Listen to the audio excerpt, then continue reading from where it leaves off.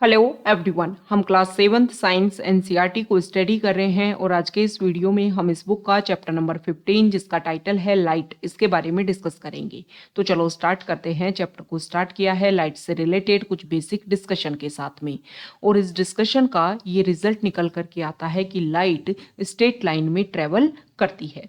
ये important fact है, आपको ध्यान में रखना है। बहुत बार एग्जाम में इस तरीके के स्टेटमेंट दे करके डायरेक्टली क्वेश्चन पूछ लिए जाते हैं।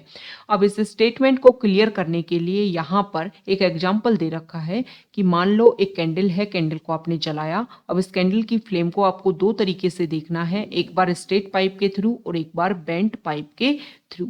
तो जब आप स्ट्रेट पाइप के थ्रू कैंडल की फ्लेम को देखोगे तो आप इजीली देख पाओगे, क्योंकि लाइट स्ट्रेट लाइन में ट्रेवल करती है। लेकिन जब आप बेंट पाइप के थ्रू कैंडल की फ्लेम को देखोगे तो आप नहीं देख पाओगे, क्योंकि ये बेंट जो है वो लाइट की डायरेक्शन में एक हर्डल क्रिएट करता है। तो इस स्टेटमेंट को क्लियर किया गया है इस एग्जाम्पल के थ्रू।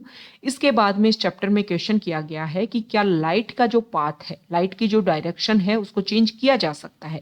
तो किया जा सकता है, बिल्कुल। ये बात हम क्लास 6 की जो साइंस एनसीईआरटी की जो बुक है उसमें हमें पढ़ चुके हैं कि जब लाइट जो है वो मिरर के ऊपर आप पर के गिरती है तो मिरर जो है वो लाइट की डायरेक्शन को चेंज कर सकता है। This change of direction by a mirror is called reflection of light. साथ ही साथ में यहाँ पर यह भी बता रखा है कि जो वाटर है, वाटर का जो सरफेस होता है वो भी मिरर की तरह कार्य कर सकता है और लाइट के पाथ को चेंज कर सकता है। तो ये इंपॉर्टेंट फैक्ट हमने डिस्कस किए लाइट के बारे में। अब हम देखेंगे कि प्लेन मिरर, स्पेरिकल मिरर, इनके सामने अगर कोई ऑब्जेक्ट है तो उसके किस तरीके की इमेज देखने को मिलेगी। तो यहाँ पर सबसे पहले बात की गई है प्लेन मिरर की, कि प्लेन मिरर के सामने मान लो कोई ऑब्जेक्ट है। अब ये जो ऑब्जेक्ट रखा है इसकी इमेज जो है वो प्लेन मिरर में कैसी देखने को मिलेगी। तो आपको ध्यान में ये रखना है कि प्लेन मिरर के सामने मान लो कोई भी ऑब्जेक्ट रखा है तो सेम उस ऑब्जेक्ट जितनी जो हाइट है, सेम उसकी जैसी जो है आपको इमेज देखने को मिलेगी। जितनी दूरी पर ऑब्जेक्ट रखा है प्लेन मिरर से उतनी ही दूरी पर जो है वो इमेज आपको देखने को मिलेगी। बस एक डिफरेंस रहेगा कि ऑब्जेक्ट का जो लेफ्ट है वो इमेज का राइट रहेगा और ऑब्जेक्ट का जो राइट है वो इमेज का रहेगा लेफ्ट। यहाँ पर एग्जाम्पल के थ्रू इस चैप्टर में समझा भी रखा है कि आप अपने घर में जो प्लेन मिरर है उसके सामने खड़े होइए, अपना एक हाथ ऊपर उठाइए, जिससे आप समझ पाएंगे कि इमेज में कौन सा हाथ जो है वो सामने आपको उठा हुआ दिख रहा है। और यहाँ पर बताया हुआ है इस चैप्टर में कि एम्बुलेंस जो है वो आपने देखा होगा कि किस तरीके से लिखा होता है व्हीकल के ऊपर। उसका बेसिक रीजन यही है कि एम्बुलेंस व्हीकल के सामने एम्बुलेंस जो है वो इसी तरीके से आपको लिखा हुआ दिखाई देता है। बेसिक रीजन क्या है? यही बेसिक रीजन है कि आपके सामने, आपके पीछे जो है, मान लो आप किसी व्हीकल में जा रहे हो और पीछे जो है एम्बुलेंस आ रहा है, तो आपका ये जो सेंटर मिरर है जहां से आप पीछे के जो व्हीकल है उनको देखते हैं, वहां पर आपको एम्बुलेंस जो है वो बिल्कुल क्लियर दिख जाएगा। और इससे जो एम्बुलेंस व्हीकल जो है उनको रास्ता दे दिया जाता है, जो पेशेंट उसमें होता है उसकी जान बचाई जा सकती है। तो आपको समझ में आ गया। आप इसको इस तरीके से ट्राई कर सकते हैं अपने घर में। आपका जो नेम है उसको आप पेज पर लिखिए और सामने मिरर के सामने पकड़ करके खड़े होइए, तो आप ये बात जो है वो काफ़ी ज़्यादा क्लियर समझ पाओगे। तो आपको ये ध्यान में रखना है कि सिर्फ प्लेन मिरर में राइट और लेफ्ट में चेंज देखने को मिलता है और कुछ चेंज नहीं होता है। इसके बाद में हम बात करेंगे यहाँ पर स्पेरिकल मिरर की, कि स्पेरिकल मिरर जो होते हैं उसमें किस तरीके की इमेज देखने को मिलती है। तो सबसे पहले तो स्पेरिकल मिरर जो है उनके बारे में बता रखा है कि अगर जो रिफ्लेक्टिंग सरफेस जो है, इस तरीके से देखिए, अगर रिफ्लेक्टिंग सरफेस आपको इस तरीके से अंदर की तरफ देखने को मिले, धसा हुआ देखने को मिले, तो वो होता है कॉनकेव मिरर। और इस तरीके से बाहर की तरफ उभरा हुआ देखने को मिले तो वो होता है कॉन्वेक्स मिरर। अब यहाँ पर इनके बारे में कि इनसे कैसी इमेज बनेगी, उससे पहले एक इंपॉर्टेंट बात बता रखी है कि मान लो आपने मिरर का यूज किया, आपने कोई जो है, मान लो आपने सन की जो है, सन को आपने मिरर में देखा और फिर वहां से रिफ्लेक्ट होकर के वो इमेज जो है वो किसी बैकग्राउंड पर बन पा रही है। जैसे कि यहाँ पर एक मिरर आपने ले रखा है, मिरर में आपने सन को इस तरीके से सेट किया कि यहाँ से रिफ्लेक्ट होकर के सन की इमेज जो है वो इस तरीके से न्यूज़पेपर पर दिखाई दे आपको। ओके। तो इस तरीके की जो इमेज अगर बन जाती है, पीछे पर्दे पर अगर इमेज बन जाती है उससे रिफ्लेक्ट होकर के, तो उसको बोलते हैं रियल इमेज। लेकिन अगर रिफ्लेक्ट होकर के इमेज नहीं बन पाती है तो उसको बोलते हैं वर्चुअल इमेज। ये बेसिक बात आपको ध्यान में रखनी है। अब यहाँ पर कॉनकेव और कॉन्वेक्स मिरर का जो यूज है उसके बारे में भी बात की गई है कि जो कॉनकेव मिरर है इनको कई कामों के लिए यूज किया जाता है। कॉनकेव मिरर से जो इमेज है उसके ऑब्जेक्ट की जो साइज होती है ना, जो मिरर के सामने जो ऑब्जेक्ट रखा है उसकी साइज से बड़ा भी और छोटा भी इसमें इमेज बन सकता है, वर्चुअल भी बन सकता है, रियल भी बन सकता है कॉनकेव मिरर में। तो कॉनकेव मिरर का यूज किया जाता है जैसे दांतों को चेक करने के लिए, आईज को, या फिर जो थ्रोट है, या फिर हमारी जो ईयर्स हैं, नोज है, इनको चेक करने के लिए यूज किया जाता है ताकि साइज में जो है वो बड़ा करके देखा जा सके। अब बात कर लेते हैं, कॉनकेव मिरर के यूज हमने देख लिए, अब देखेंगे हम कॉन्वेक्स मिरर के। तो देखो कॉन्वेक्स मिरर जो है उसका बेसिक यूज ये है कि जो हमारे साइड के जो व्हीकल में जो साइड के हमारे यूज किए जाते हैं मिरर, वो होते हैं कॉन्वेक्स मिरर।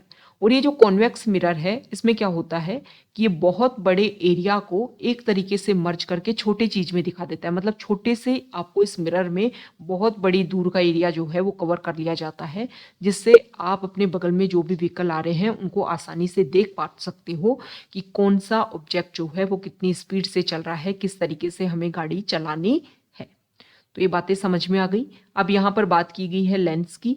तो लेंस जो है वो इस तरीके से होता है, अगर आपको उसके किनारे जो हैं, किनारे अगर आपको थिन लगे और बीच में से आपको यहाँ पर मोटा लगे तो ये होता है लेंस, ये होता है कॉन्वेक्स लेंस। और कॉनकेव लेंस जो है वो इस तरीके से देखने को मिलता है कि किनारे यहाँ से मोटे हैं और बीच में से है पतला, तो ये होता है कॉनकेव लेंस। तो इससे किस तरीके की इमेज बनती है इसके बारे में भी हम अभी पढ़ेंगे। देखो लेंस के बारे में आपको पता है ना कि एक तरीके से मैग्नीफाई ग्लास के रूप में इसको यूज किया जाता है कि किसी चीज को बड़ा करके आपने देख लिया, किस चीज के फोकस करके आपको स्टडी करना है, तो उसमें आप जो है वो लेंस का आप यूज कर सकते हो। लेंस जो है वो ट्रांसपेरेंट होते हैं and light can pass through them. इनके थ्रू जो है वो लाइट क्या हो जाती है, पास हो जाती है। ओके।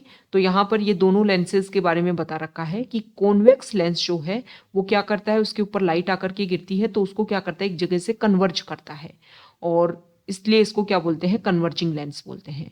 और दूसरा होता है कॉनकेव लेंस। कॉनकेव लेंस के ऊपर जब लाइट आकर के गिरती है तो उसको डाइवर्ज करता है बाहर की साइड, तो इसको बोलता है डाइवर्जिंग लेंस। ये आपको ध्यान में रखना है।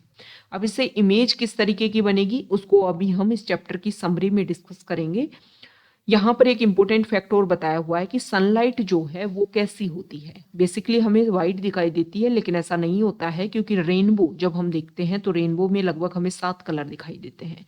साथ ही साथ सोप का जो पानी होता है उसमें जो बुलबुले बनते हैं, बबल्स जो बनते हैं, उसमें भी आपने देखा होगा कि कई कलर आपको दिखाई देते हैं। तो रेनबो जो है या लाइट जो है वो 7 कलर से मिलकर के बना होता है, 7 कलर का एक मिक्सचर होता है। आप इस तरीके से इसको समझ सकते हैं। और यहाँ पर बता रखा है कि प्रिज्म के थ्रू जब सनलाइट को हम पास करते हैं तो वो इस तरीके से डिवाइड होती है अलग अलग कलर में। मतलब लाइट जो है वो 7 कलर से मिलकर के बनी होती है। ओके। तो यहाँ पर चैप्टर की जो समरी है उसमें हम देख लेते हैं कि इस चैप्टर में हमने कौन कौन से इंपॉर्टेंट फैक्ट्स को डिस्कस किया। तो सबसे इंपॉर्टेंट और फर्स्ट इंपॉर्टेंट फैक्ट है कि लाइट स्ट्रेट लाइन के अलोंग ट्रेवल करती है।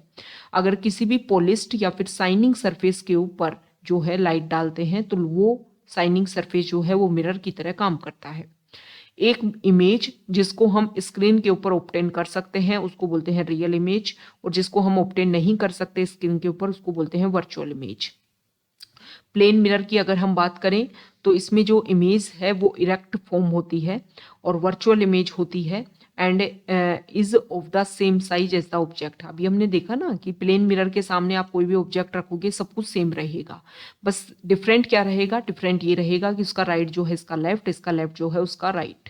अब बात कर लेते हैं कॉनकेव मिरर की।